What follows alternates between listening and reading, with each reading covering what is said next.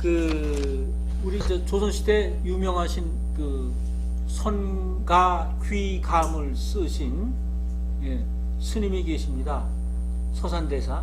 그분은 이걸 이렇게 말씀하셨습니다. 이 세법으로 나눈 거를 10페이지를 봐주십시오. 그걸 내가 그대로 여기 따온 겁니다. 제가 선가귀감을 보고서 젊을 때 교수가 처음 돼가지고 선가귀감을 딱 얻어가지고 보는데, 야, 진리는 이런 거구나 해서 그냥 불법에 확 들어왔어요. 지금도 그 책을 갖고 있는데, 어떤 시대를 할지라도 거짓이 바른 행사를 하면 그때가 말법 시대이고, 바른 것이 바른 행세를 하면 그때가 정법 시대인 것이다. 진리를 등불로 삼고 자기 자신을 등불로 삼으면 그때가 바로 정법 시대요. 권력이나 물질의 눈이 어두워서 사람이 사람 구실을 못하면 그때가 말법 시대인 것이다. 그래서 정법, 상법, 말법은 다 우리 마음에 있다는 겁니다. 근데 역사적으로 뭐 그런 사실 세월이 있었습니다만 비유와 방편으로 말씀하시는 것인데, 그럼 정법은 어떠나 구체적으로 보면은 마음이 다 통하고 그 구성원들끼리, 국민들끼리, 그 가족끼리 서로 협조하는 게 그게 정법 시대예요.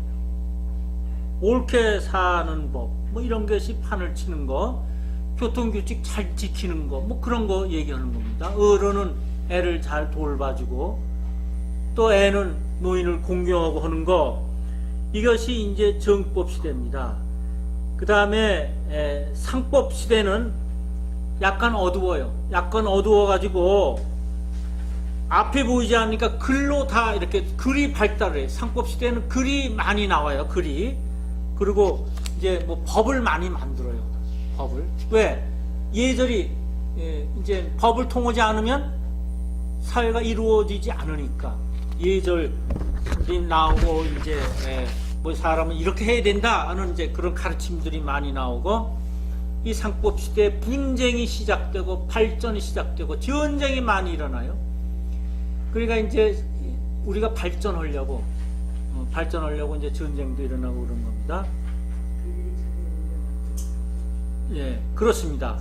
그러면 우리가 우리 마음에 이제 그런 게 있죠. 말법은 뭐냐? 깜깜해서 앞이 보이지 않아요.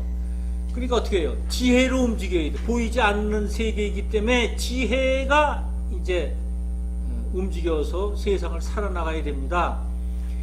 그러니까 가지각색 삼라만상이 다 살아가는 방법이 다 다르잖아요. 아주 깜짝 놀라는 그 지혜, 그 벌레들 살아가는 방법이라든가 바닷속에 있는 생선들 살아가는 방법, 그거 정말 희귀 묘묘하죠. 그게 말법시다. 자기가 살아가야 되니까 지혜로 움직이는 것입니다.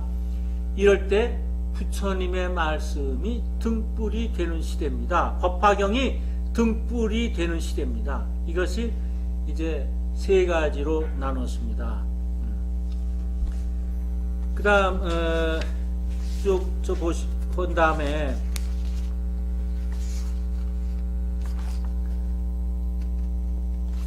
여기 이제 98쪽을 보시면은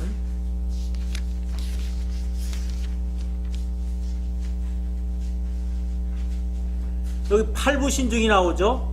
이시의 사부대 증인 비구 비구니와 우바스 우바이와 천룡 야차와 건달바수라 가루라 김나라 마우라가, 이래서 우리가 사부대중과 비구 팔부신중이 나오는데, 이것은 뭐냐면 불법을 보호하는 여러 신장들을 얘기하는 거예요.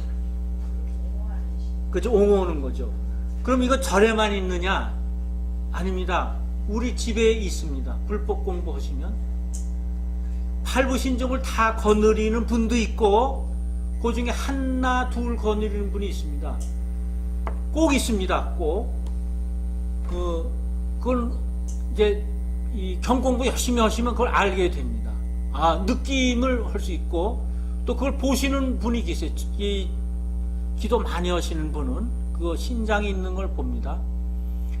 근데 제가 왜 이 말씀을 드리냐 하면, 제가 이제 도가 높지 않은 우리 어느 스님이라고 생각했는데, 사실 이것 때문에 제가 그분을 굉장히 도가 높다 왜 나타내지 않았기 때문에 자기 도 깊이를 나타나지 않았기 때문에 당신은 나나 비슷하오 이렇게 생각했는데 아니다라는 것을 했는데 이 팔부신중 얘기가 나왔어요. 이제 나와가지고 그건 뭐 이렇게 했더니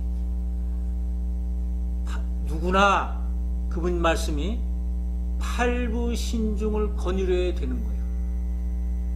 근데 자꾸 신도 오는 거를 차별하고 돈 있는 사람 없는 사람 차별하고 뭐는 차별하면 팔부신중 중에 하나 둘 나가면 안 되는 거야 철이. 그러니까 우리 마음속에 이 사람도 좋아하고 저 사람도 좋아하고 이런 게 다 있어야지 손가락 깨물어서 안 아프고 아프면 안 돼. 그래. 그분의 경험이에요. 경험. 고생을 많이 하다 보니까 그런 게 생겼어요. 그게 도구나. 우리를 자꾸 마음을 나누잖아요. 근데 팔부신장이 있어야 내가 훈훈해져. 이 사방에서 딱 둘러싸고 있으니까요. 그래서 여기 팔부신중을 하나 넣고, 그 밑에 보면 10페이지 밑에 보면요. 우리 저 프린트물 10페이지 맨 밑에 보세요. 팔부신중이 쭉 나오고, 요게 옛날엔 뭐 다 이제 뭐 별 볼 일 없는 신들이 이제 나중에 뉘우쳐서 불법을 보호하는 신으로 표현했죠. 생명력 있는 모든 중생은 부처님의 교를 배우면 인간을 해치는 귀신이라도 모두 깨달음을 얻을 수 있다는 거예요. 이게 다른 종류가 다른 겁니다. 이 팔부신중 보면은 다 인간을 해치고 막 놀고 먹고 그러는 거거든요. 인간으로서 바람직하지 않는 모습들을 하고 있는데 안 그렇다는 거예요. 그것도 다 부처님 말씀을 들으면 한욕따라 삼맥 삼보리를 얻을 수 있다. 즉 우리 마음속에 누구를 미워하고 뭐 나는 안 돼 아니라는 거예요. 내가 그런 마음을 과거에 먹었더라도 부처님 법음을 들으면 다 우리가 깨달음을 얻고 성불할 수 있다는 것입니다. 악인도 성불, 99명을 죽여서 100명 채우려고 그것도 성불하잖아요. 그러니까 나는 먹고 살기 위해서 죄를 많이 졌어 이런 생각은 절대로 하시면 안 됩니다. 자기가 생각하는 거대로 이루어져요. 이 세상은 자기가 아는 것만큼 세상이 보여요. 지금 제가 아는 분 중에 아주 재산이 한 5, 600억 되는 분이 계세요. 왜 상계동에 사시는데, 제 상계동에 옛날 큰 고모집이 있었거든요. 그게 논밭을 많으셨어요. 그래서 큰 도시가 돼가지고 뭐 대단하잖아요. 근데 그쪽에 순서울 토백이들이 많이 나가서 살아요. 왜냐? 순서울 토백이는 처음에 6.25 때 이북 사람한테 밀리고, 그 다음에 6, 70년 된 경상도 사람한테 밀리고, 그 다음에 요새는 또 호남 사람한테 밀려가지고 저 변두리에 가서 살아요. 서울은 못 떠나고, 근데 전 서울 떠났습니다만. 그래서 거기 가면 서울 사람들이 많아요. 근데 거기 이제 거기 백화점도 있고 그런 터를 가지신 분인데 한 몇백억 재산이 있으신데 그분은 돈을 써보지 못하셨잖아요. 그러니까 이제 별장을 가셨는데 요새 날씨가 추웠잖아요. 그래서 보일러를 트셔야 되는데 그게 아까워서 숯불을 튀셨대요. 숯불. 그 싸니까. 그래가지고 가스에 중독돼서 식물인간이 됐는데 지금 잘 아시는 분이야. 근데 하루 방이 30만 원이래. 하루 방. 그 병원의 방이. 근데 지금 6개월째 더 계시다. 1년 6개월째 계시다나 뭐 그래요. 1년이 지나서. 그렇죠. 그럼 그게 이런 게 탁네. 그분의 죄가 아니고 왜 자기가 아는 건 그렇게 옛날에 사셨거든. 옆에서 자꾸 자식들이 막 해도 아니야. 왜? 그분은 그게 보이는 거거든. 숯불로 충분히 될 수 있는데 왜 내가 기름을 떼? 그러니까 변화가 없으셨어요.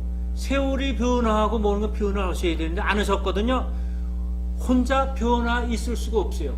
그래서 야광보살 본사품 23장에서는 병이 나려면 어떡하느냐? 네가 변화해라. 네가 변하지 않으면 절대로 변은 안 난다는 거야. 야광. 왜? 일체 중생 희견 보살에서 야광 보살이 될 때 그때 변화가 이루어지는 거예요. 어떻게 이루어지느냐? 누구나 다 고생을 해야 이루어져요. 고생을 해야, 마음고생하고 해야. 마치 어린애가 3, 4일 동안 지나서 잘 놀다가 일주일 되면 뭐 캥캥대고 칭얼대고 할 때, 아플 때 한태주가 늘듯이 이루의 인생은 그렇게 되어 있습니다. 근데 그분은 변화가 없었어요. 그냥 그걸로. 왜? 뭐 그게 생활이니까, 자기가 보이는 것만큼 사는 거니까. 가난하게 살던 미스 코리아가 재벌한테 시집 가잖아요. 그럼 잘 안 되잖아요. 예? 누구랑, 전 누군지 안 돼, 이혼하고 그러잖아요. 왜? 자기가 재벌한테 가면 이게 처음에는 이루어지는 것 같지만, 뭐 남들은 그렇게 얘기해요. 뭐 돈 보고 왔기 때문에 안 이루어지고 뭐 어쩐다. 그거보다 더 밑바탕에 있는 이유는 뭐냐? 그렇게 재벌이 살아온 거와 자기 틀리고 보이는 게 다르다 말입니다. 보이는 게. 1,000억을 가지면 뭐예요? 나는 100만 원 가지고 발발 떨게 살았는데. 그러면 안 이루어지는 거죠. 그게. 이게 뭐가 맞아져야 부부관계가 있고 대화도 통하는 거지. 하나는 100만 원짜리고 하나는 1,000억짜리인데 그게 어떻게 이루어져요? 억지로 만드는 거지. 돈 때문에. 그래서 이 세상은 보이는 것만큼 되는 거예요. 그래서 이제 세 가지 시대가 이제 지나는 거죠. 그 다음에 이제 백족을 보겠습니다. 백족에 보면은 이제 오늘 마치려고 이렇게 띄엄띄엄합니다.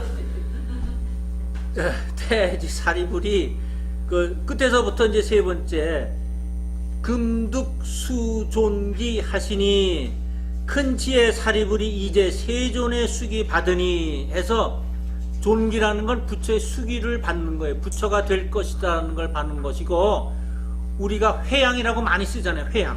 네, 회양한다.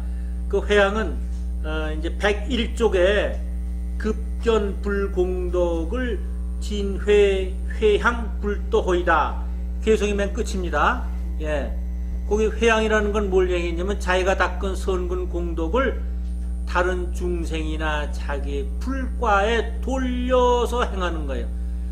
그러니까 자기가 이때까지 한 게 있잖아요. 자기 창고에 넣는 거예요. 그런데 자기 창고가, 우주 실상에 창고가 있습니다. 그러니까 그 창고가 뭐가 많이 쌓여야 되잖아요. 그건 공덕에 의해서 쌓이는 거예요. 근데 양덕에 의해서는 쌓이지 않는다 그러세요. 꼭 음덕에 의해서 쌓인다 그러세요. 공덕은 두 가지가 있는데, 양덕, 이름을 내고 보시오는 거, 신문 광고 내고 하는 거, 누가 얼마 냈다 어쨌다, 이건 공덕이 아니에요. 그건 어떻게 할 수 있냐?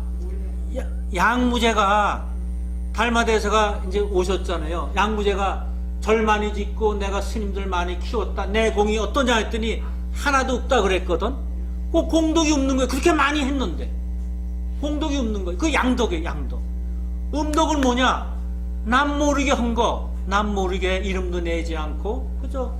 누구 이제 뭐 누굴 도와준다든가, 요새 뭐 아프리카 애들 도와주고 그러는 거 다 음덕입니다. 이름 내지 않고 뭐 이렇게 하는 거 다 음덕이에요. 그 음덕이 회양하는 거예요. 그 쌓이는 거예요. 그러면 어떻게 음덕을 회양을 해야 되는가?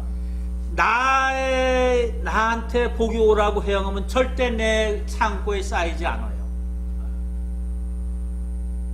나를 위해 열심히 회양하면 안 돼요.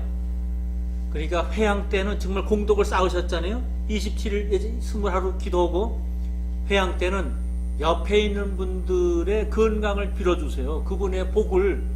그러면 나한테 쌓여요. 꼭 남한테야 내가 창고에 쌓이는 거지, 내가 나를 위해서는 안 써요. 마찬가지로 우리가 스승님이 예 드시는 게 뭐 천당이나 지옥이나 밥숟갈이 길이가 이렇게 똑같으대. 그때 천당 사람들 남을 떼미게 주고서 지옥 사람은 지가 먹으려고 그러다가 못 먹고, 그 자기를 향한 회양은 소용이 없다는 거예요. 예. 그래서 회양은 남을 위하여 해야 된다는 것이고, 그 다음에 이제 101쪽에 보면 아법은 능이 생로병사하고, 여기에 끝에서부터 하나 둘 셋 넷, 아법은 능이 이 떨어진다 생로병사병하고 구경열반이라해서 하거늘 시학 무학인도 역각자 일이 악연과 급유 무견 등 이렇게 나왔습니다. 이건 무슨 프린트물 11쪽을 봐주세요. 11쪽에는 그게 이제 그 상층부에 있죠.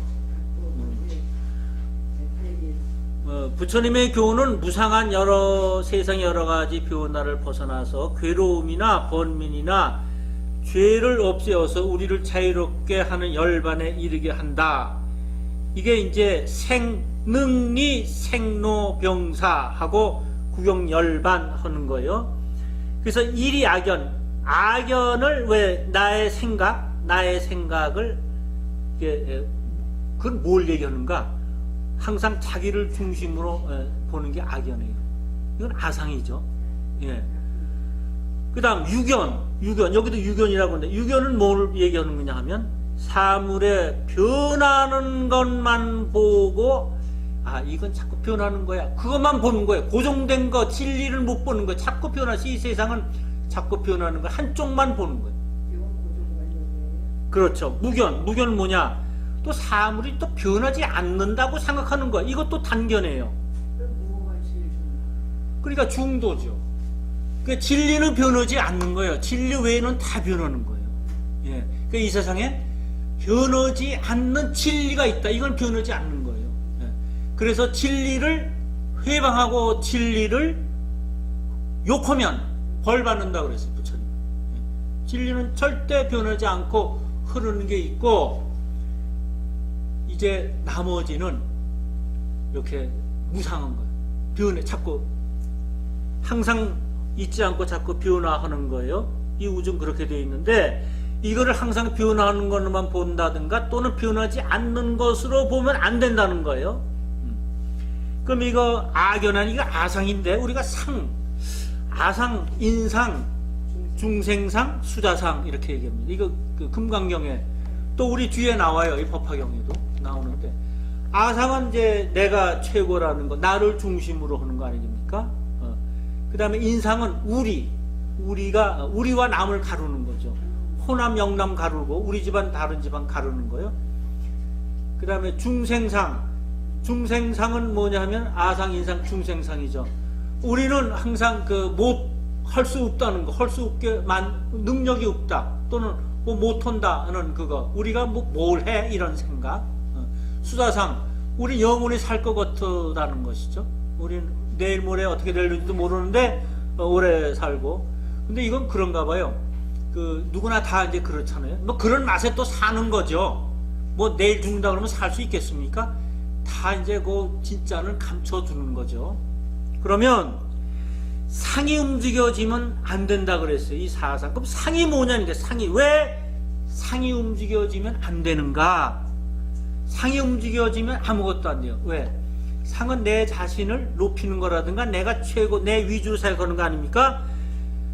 과거에 자기가 실패했던 것, 안 된 것, 손해본 것, 아픈 것, 나무고 추업을 일어났던 것, 가만히 생각해 보세요. 그때 내 상이 높아서 그래요. 틀림없이 내 상이 높거든. 손해봤던 거 상이 높거든요. 이 상은 욕심과 다른 거예요. 욕심과 다른 건데, 욕심은 뭐야? 물건에 의해서 물질에 의해서 생기는데, 상은 천운이 있으면 천운이한테 따른단 말입니다. 그러면 모든 게 다 이루어져요. 그러니까 욕심하고 다른 거예요. 욕심은 물건이 있어서 그 물건을 취하려는 것에서 생기지만, 상은 천운이, 하늘의 운이 따르면 다 이루어져요. 근데 이것은 자기 재주만 믿고 하기 때문에 안 돼. 상은 자기를 믿는 거예요. 자기 재주를 믿는 거예요. 그러면 내가 운이 왔다 말입니다. 천운이 왔어요. 근데 내 재주를 믿고 하니까 이게 안 되는 거예요. 우리가 살면서 운이 이제 오잖아요. 뭐 일생에 뭐 몇 번 온다 어쩐데. 근데 상이 딱 버티고 있어. 그러면 안 되는 거예요. 한번 기회 놓치는 거예요. 그러면 언제 그 운을 받는가? 내가 겸손할 때. 예, 그때 받는 거예요. 그래서 여기서 이제 그 말씀을 하고 계시는 것이고, 그 다음에 이제 여기 이것은 해야 됩니다. 뭐냐면 제일 중요한 화택의 비유가 나오지 않았습니까?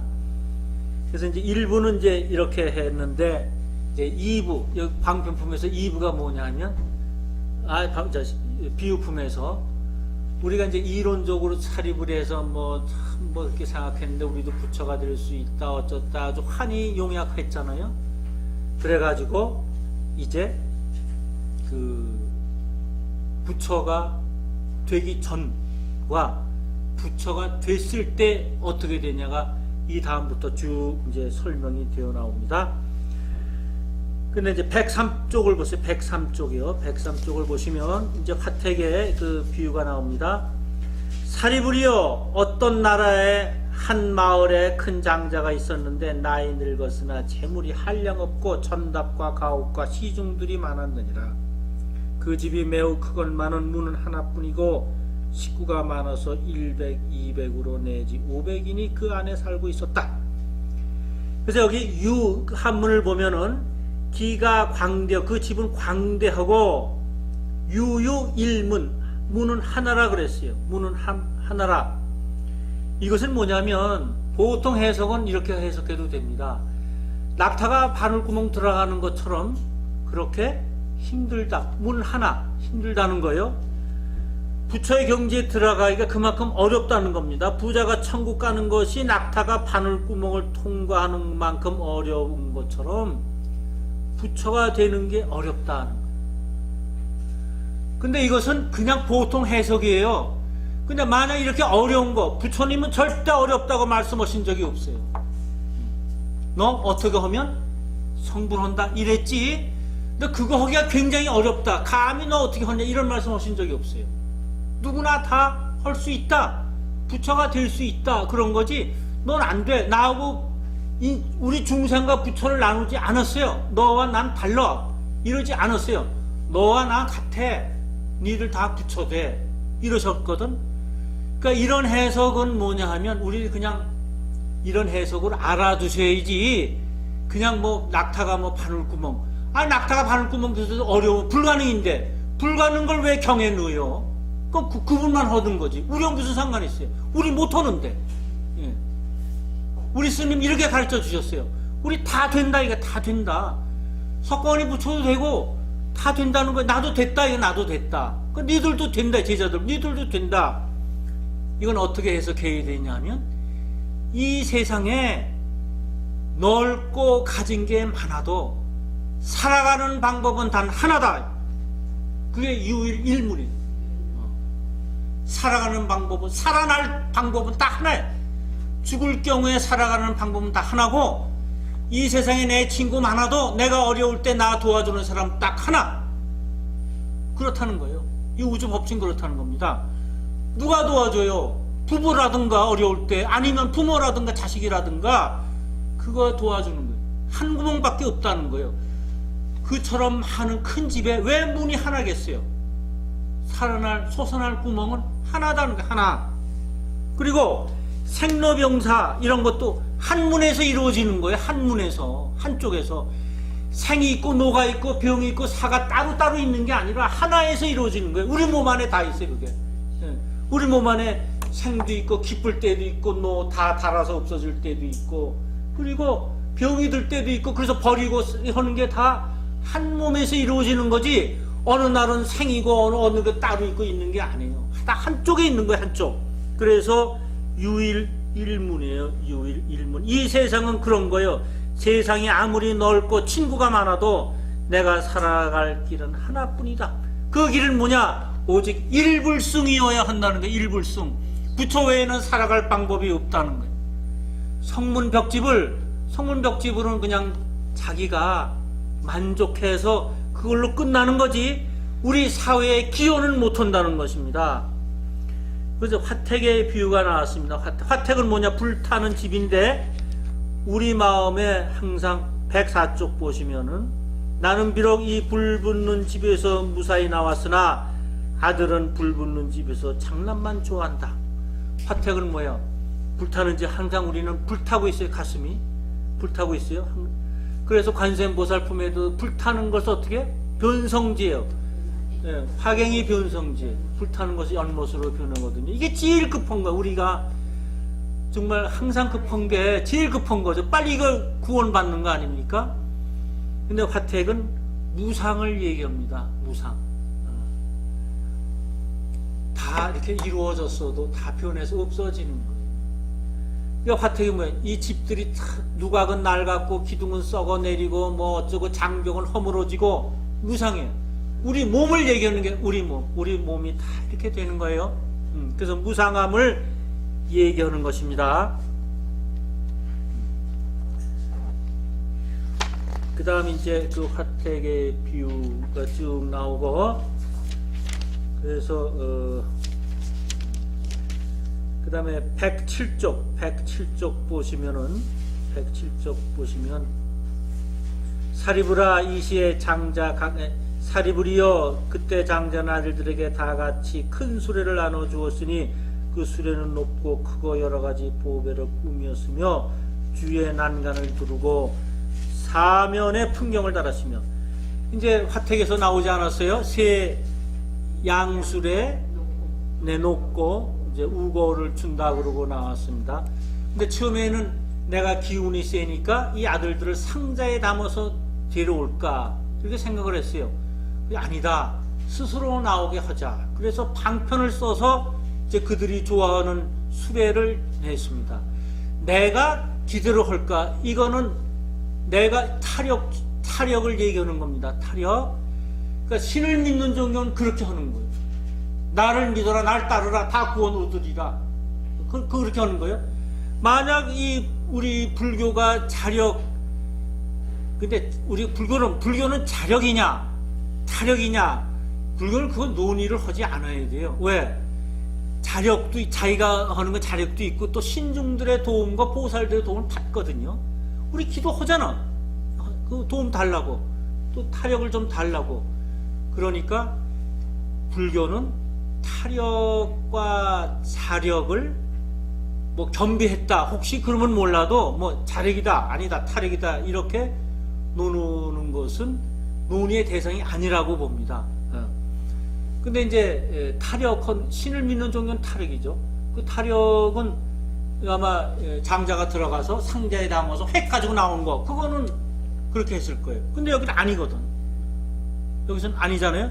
스스로 나오게 하잖아요. 그랬더니 흰 수레가 이제 주잖아요. 그게 일승입니다. 흰소라는 건 뭐냐? 바로 미혹과 번뇌, 망상이 다 떨어진 상태를 얘기해요. 그러니까 우리가 삼승을 이렇게 세 가지 수레를 갖다가 거쳐서 삼승을 준다 그랬잖아. 니들이 좋아하는 건 뭐냐? 놀이에 빠져있는 이 중생들, 성문연각 이런 사람들은 이 수레만 가지면 좋아. 더 큰 좋은 게 있는 줄 모르고 이것만 만족해서 나오는 거예요. 나고 보니까 경로는, 수단 방법은 그 작은 새 수레를 준다고 했지만 나오니까 어때요? 큰 수레가 나왔거든? 그게 일승이에요. 그게 일승. 예. 그러니까 부처님은 일승을 직접 들어가는 게 아니라 삼승을 통해서 일승을 주시는 거예요. 그러면 번뇌 미혹이 다 떨어진 게, 그 하얀 소가, 그 번뇌 미혹이 다 떨어지니까 어떻게 됐느냐, 이 광경이 나오는 거예요. 지금 107페이지부터 쭉 나오는 거예요. 사리부리여 그때 장자는 아들들에게 다 같이 큰 수레를 나눠 주었으니 그 수레는 높고 크고 여러 가지 보배를 꾸몄고, 그 수레는 그렇게 생겼어요. 길고 고강하고 크고 높고 보배를, 수레가 높고 커요. 우리 마음이 그렇죠. 이제 번뇌 만상이 다 떨어졌으니까 어떻게 해요? 청정하니까 뭐 하늘 나는 뭐 어디 크고 높고, 우리 마음이 그래요. 이게 아닐 때는 어때요?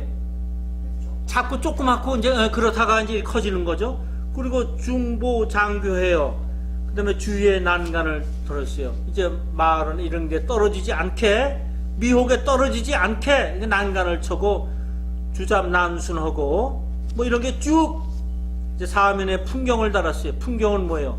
소리가 나니까 이제 그 부처님 말씀을 퍼지게 하는 거예요. 그래서 중생을 교화시키는 거죠. 우호기상에 장설 헌계허대, 그 위에는 일산을 받고 휘장을 쳤어요. 그 보호하는 거예요. 왜 여기는 휘장을 쳐야 돼? 인도는 더운 나라가 돼서 이제 그 햇빛이 강하잖아요. 그래서 휘장을 쳤다는 건 보호한다는 거예요.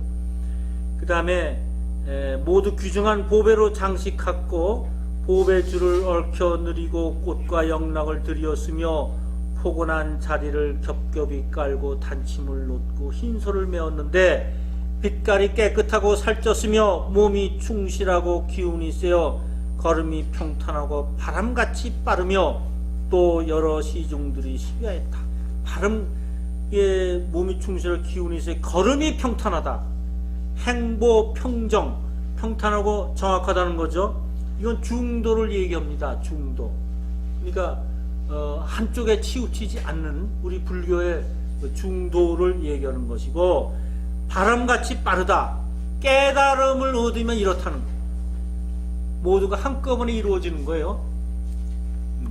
깨달음을 얻으면 모든 거 한꺼번에 변하는 거지, 어떤 부분은 나중이고 어떤 부분은 처음이고 없어요. 한꺼번에 탁 트이는 거예요. 마치 1000년 동안 껌껌하던데 전기불을 탁 비치면 환해지듯이 한꺼번에 없어지는 거예요. 우리 지혜는 순차적으로 생기는 게 아니라 불법을 딱 끼면 지혜가 한꺼번에 확 쏟는 거예요. 그러면 예전에 이제 자기가 옳다고 했던 거 딱 내려다보는 거죠. 그게 아니구나. 그건 잘못됐구나. 내가 그렇게 가슴 아파할 필요도 없는데, 세상 돌아가는 이치대로 한 것뿐인데 이렇게 한꺼번에 되는 거예요. 자, 오늘 여기까지 이제 하도록 하겠습니다. 그래도 어떻게 비유까지 하려고 너무 빨리 해서 죄송합니다. 네. 감사합니다. 네, 알겠습니다.